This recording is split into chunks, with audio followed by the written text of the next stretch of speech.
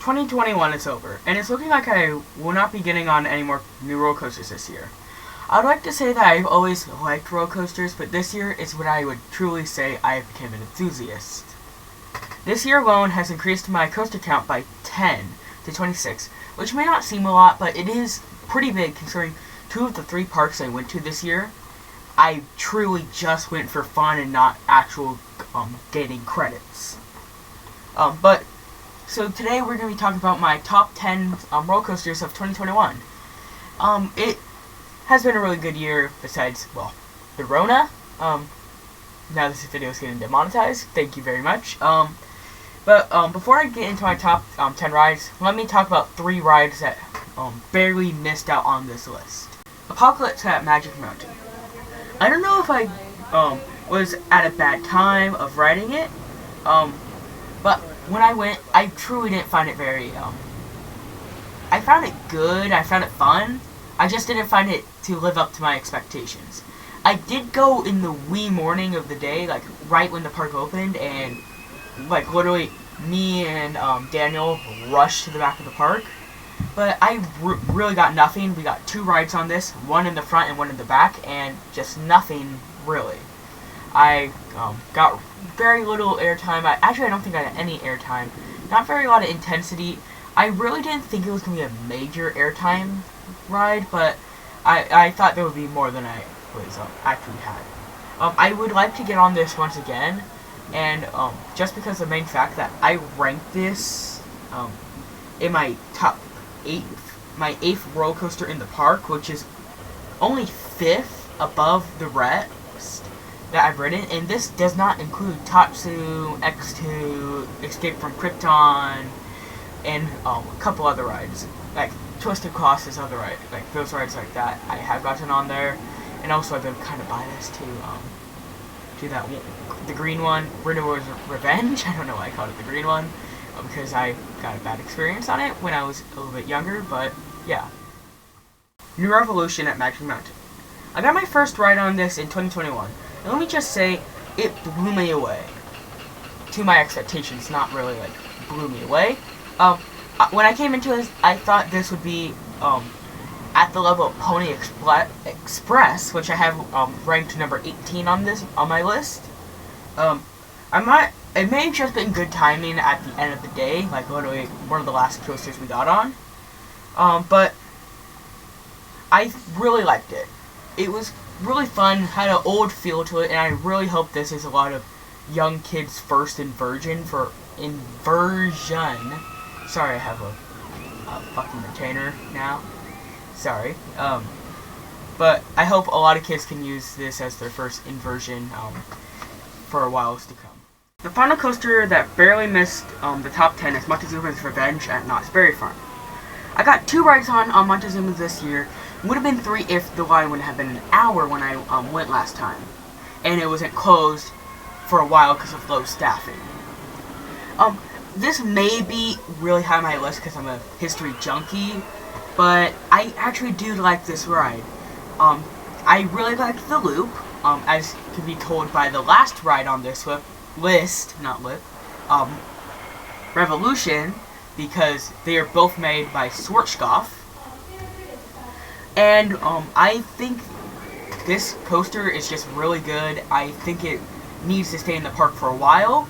It was really what got the park on the map, kind of. I'm not going to say that with definition, but let's get into the top 10. Number 10, Goliath at Magic Mountain. On my last trip, I got my one and only ride on this Goliath of a coaster. Yes, the pun wasn't intended. Thank you for laughing hysterically. You can stop now. Okay, we're good? Okay, yeah, good. So, I came onto this thinking it wasn't going to be as good as I actually have it placed, because I've been told it has no airtime, and I really do like airtime and hang time. Foreshadowing. And it definitely went over my expectations. The best part of this ride was the spaghetti bowl, because I think I do like intensity more than I actually thought, because I felt myself getting sucked into those turns, that helix, and I couldn't put my hands down, and it was actually really fun. Even though it's ranked number 10 on this list, it's in my 38% of coasters I've ridden, mainly because my coaster count is not that high. Number 9, Silver Bullet at Knott's. This was my first ever inverted coaster, and also my first inversion in general. I always make time to ride this masterpiece of a coaster based on the area that they had it in. I think the only downside of the ride is that shallow drop. Thank you so much, Jaguar. I think my favorite part of the ride is that Cobra roll over the front entrance. It's just a perfect inversion to welcome you into the park. But you can't forget that double helix to end the ride, which always is intense, and I don't think anybody can get through that without saying, wow, that was an intense moment. Even though I rank it in my number 9, it is in my top 35 coasters. Number 8, Batman the Ride at Magic Mountain. If I thought Silver Bullet was good, then add a steeper drop, 1 less inversion, and 11 clones, and you got Batman.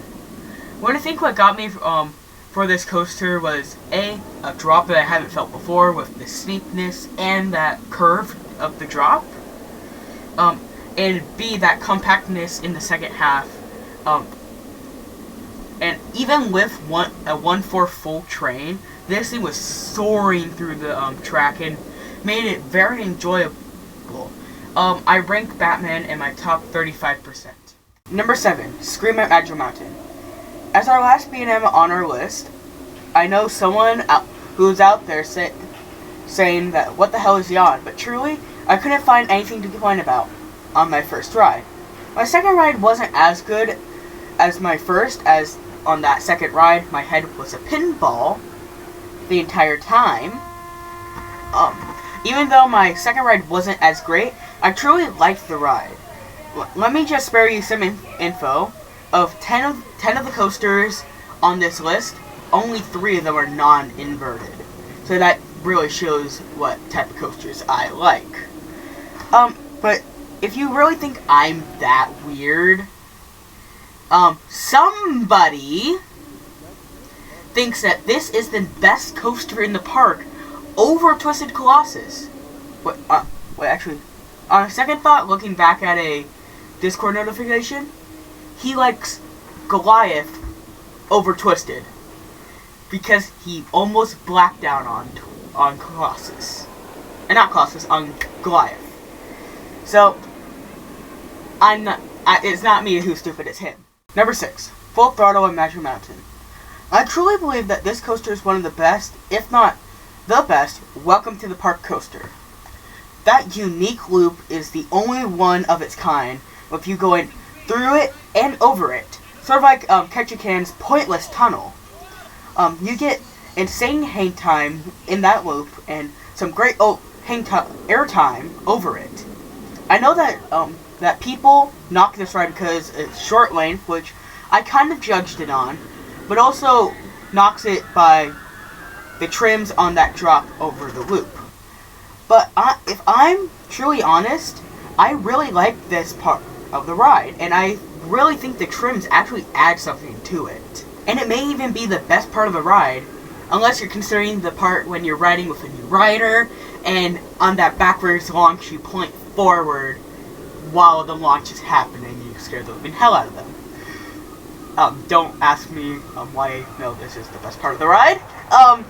I place this ride in my top 23%. Number 5, Hang Time at Knott's. The first thrill coaster at Knott's in 2004 with Silver Bullet was a true banger for the space provided. This script was written before the leaked Giga, and I'll make a reaction about that soon.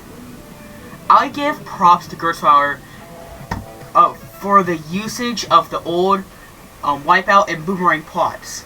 As a Southern California native, obviously, I was hyped about this coaster and knew that I was going to get my chance to ride it, as my old school had a magazine drive, and if you sold $200 worth of magazines or general funding, you can get to go to Knott's for during the school day.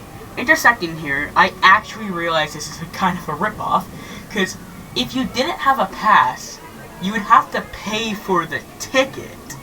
So the $100, and it wasn't just like for the buses and all that. It was literally just for you to not go to school. I'm just telling you now, this was a private school, so it makes sense. Anyways, I've always loved hang time, and I always will. I would have been able to get on this a lot more besides the 2 times I got on it in the opening year, and the 2 times I got on it on my last trip, but it always has a long line or a certain motor for the chain or something along those lines broke. But luckily I was able to get on it twice on my last trip, as I said. I really think it has really good elements. It has some really good hang time. It actually has some air time, even though I really didn't expect it. Also, I didn't remember it, besides on that first drop. I rank hang time in my top 20%. Number 4, West Coast Racers at Magic Mountain. This newest coaster I've been on destroyed my expectations. I had heard it wasn't the greatest ride in the park, but a solid B tier coaster. I 100% disagree, and I would consider it at least a top 10, 15 coaster all by itself, but the fact it's a Mobius loop really shoots it up this list. The place where Twisted falls, West Coaster comes up and swoops for the kill. West Coast Racers truly lives up to the name with the perfect duels every time. The long are great, but aren't the main show. I can't really point to what is the main show, but I would have to say it's possibly the Spaghetti Bowl section with that crazy intensity. Not crazy, but that good amount of intensity, or those 2 high five moments. I rank West Coast Racers in my top 16%. We're now coming up to the top 3, and I'm going to start out with Accelerator at Knott's. I got my first ride on Accelerator this year, and let me just say, this is a great piece of intimate work. The most intense launch in the States, a great top hat, and something other than a brake run. I truly think that what holds this coaster up is the track after the top hat. Even though it is short, it feels complete. When ranking it, I couldn't decide if it would land as the park's number 1 or number 2. But I ended up going with number 2 because of the greatness of what's number 1 in the park. Number 2 is Ghostwriter at Knott's. The face of a small theme park and maybe the best Woody in the nation, from the start to the end, Ghostwriter does not disappoint. I have fallen in love with this coaster since my first ride. It has great pacing, great airtime throughout the ride, but after the mid-course break, it's where you say it's the best. Plus an unbanked helix to end the ride is just a chef's kiss on a perfect coaster. It isn't rough at all because of the GCI retrap and the new trains. It does upset me that I can't put this as my number 1 coaster, but there's something that just tops it. Because Ghostwriter is at my number 2 slot, it ranks in my top 8%. Finally, we have made it to the end. My number 1 coaster is Twisted Colossus at Magic Mountain. I can't think of any flaw besides it can't duel every time. But this coaster stands alone. I think what has me is the huge amount of airtime throughout the entire ride and that curve-ish drop. I know people complain about the second lift, but I don't mind it. Twisted has some great elements, and I love that instead of removing the old record breaker, the park decided to give it the RMC treatment. There's nowhere on this ride where I'm bored out of my mind.